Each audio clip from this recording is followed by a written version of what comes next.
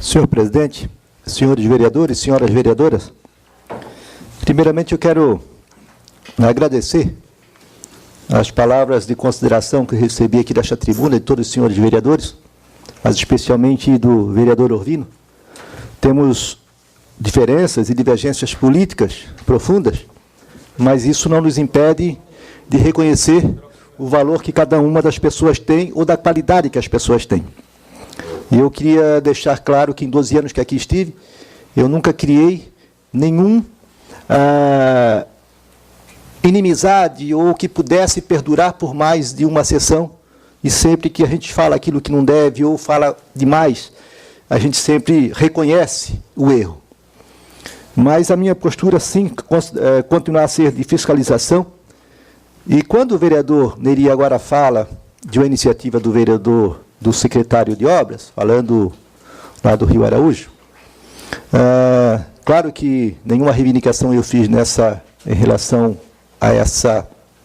ao Rio Araújo nesse momento, mas sempre que assume o vereador Natal, o ex-vereador, o ex-deputado, como secretário, uma das primeiras iniciativas que eles fazem em relação ao Rio Araújo, e espero que a senhora prefeita faça um projeto de contenção das margens, justamente para que você não precise, seguidamente, fazer esse tipo de desassoreamento, ele possa fazer, inclusive, com a entrada da máquina por dentro do próprio canal, como já era projetado desde a época em que o senhor Germano Vieira foi prefeito e que se faz bastante tempo, mas falava tanto que não tinha planejamento, ele fez uma obra que continua intacta, sem ter aberto um único buraco entre a extensão da igreja de Campinas até o início daquela ponte que foi realizada pelo ex-prefeito Fernando Elias.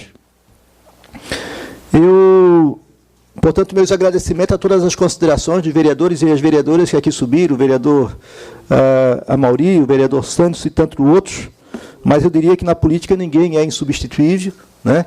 E eu me sinto muito feliz pelo fato, inclusive, de ter tido a oportunidade de não ter sido eleito. E digo mais, se eu tivesse que voltar ao passado, faria exatamente tudo o que eu fiz naqueles 12 anos, inclusive a campanha que eu fiz, do mesmo jeito, do mesmo jeito. E a minha campanha foi gasto R$38 mil. E se tivesse que aplicar mais 5 mil, eu não aplicaria, mesmo sabendo do futuro, porque fiz tudo, eu não fiz numa campanha, eu fiz 12 anos, eu fiz 4 anos, eu acho que o vereador tem que trabalhar 4 anos e fazer uma bonita campanha. Mas ele tem que trabalhar 4 anos para ser reconhecido. E parabéns àqueles que aqui estão, porque, de fato, né, demonstraram propostas, e espero que a realizem para o atendimento dos anseios da população. Eu tenho 7 minutos. Eu vou, rapidamente, o vereador Michel, junto com a sua assessoria, tomou a iniciativa, em comum acordo conosco e com vários outros vereadores, e dá entrada novamente ao projeto que dispõe sobre descarte de medicamentos com data de validade vencida no município de São José. É uma coisa muito simples, mas extremamente complexa sob o ponto de vista do saneamento público e também do controle dos medicamentos. Aqui nós não estamos falando de medicamentos com validade para serem reutilizados, nós estamos falando do descarte de medicamentos que já estão com a sua validade vencida e não podem ser colocados no lixo.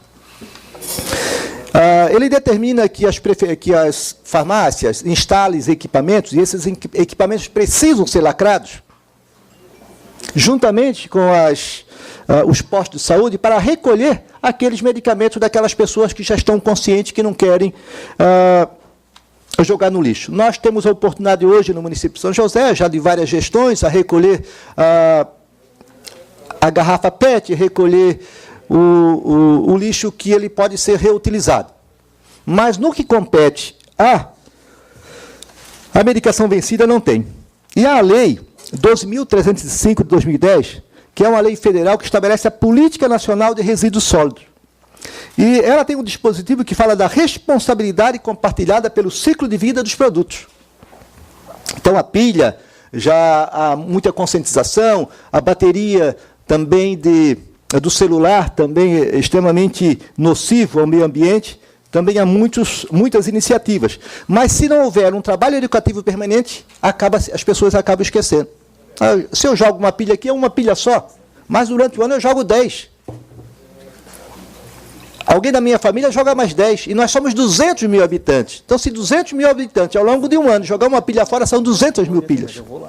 Se ao longo do ano ele jogar uma caixa de medicamento não usado, em geral antibiótico, porque ele não tem mais utilidade, tem que ter uma quantidade certa para se tomar, são 200 mil pacotes. E eu queria chamar a atenção, para se ter uma ideia, isso fala de uma matéria que saiu na imprensa, uma pesquisa realizada pela Fundação Oswaldo Cruz, portanto, entidade de renome nacional, já há um tempo atrás, no município de São Paulo, apontou que 82% da população pesquisada descarta os medicamentos em lixo. Em 2011, um programa chegou a Minas Gerais, e também na parte de São Paulo, por iniciativa de drogarias particulares, e eles recolheram, em apenas um período, iniciado em 2010, recolheram no Rio Grande do Sul, Paraná, 6.400 toneladas de medicamento. Eu já falei isso, mas vou repetir. Evitando a contaminação de 2 bilhões de litros d'água. Eu sei que esse programa aqui é extremamente complexo, caro, inclusive nos equipamentos, porque ele é preciso ter um lacre. Quando você faz toda a dispersão, é preciso ter um acompanhamento justamente para evitar o reuso. Mas eu queria agradecer também a assinatura de todos os senhores e vereadores. Aprimore o projeto. Não é possível fazer emenda que fale dos medicamentos não utilizados e que estão com prazo de validade não vencida. Isso teria que haver uma parceria, uma discussão junto à Secretaria Municipal de Saúde. Eu nem sei se é possível, se legalmente isso pode ser ou não aceito. Eu queria, por último, senhor presidente, com os 3 minutos que me faltam, eu já falei isso, e vou voltar a apresentar agora amanhã uma indicação à senhora prefeita municipal para as medidas finais em relação a São José Previdência. Eu sei que há uma comissão instaurada, de comissão para analisar a legislação e até propor as alterações, mas eu quero só ler o relatório do Ministério da Previdência, que trata da má gestão produzida principalmente pelo senhor Silvio Manuel da Silva. Aqui está relatado, na página 8 do Ministério da Previdência, que o senhor Silvio Manuel da Silva, dizendo que havia uma baixa rentabilidade apresentada pelos bancos em aplicações, propôs o investimento em um fundo de investimento de renda fixa com percentual bem superior. A referida ata respaldou a diretoria executiva a realizar a aplicação no fundo diferencial, em 7/7, uma aplicação de 21 milhões. No dia 2 de dezembro, a ata diz,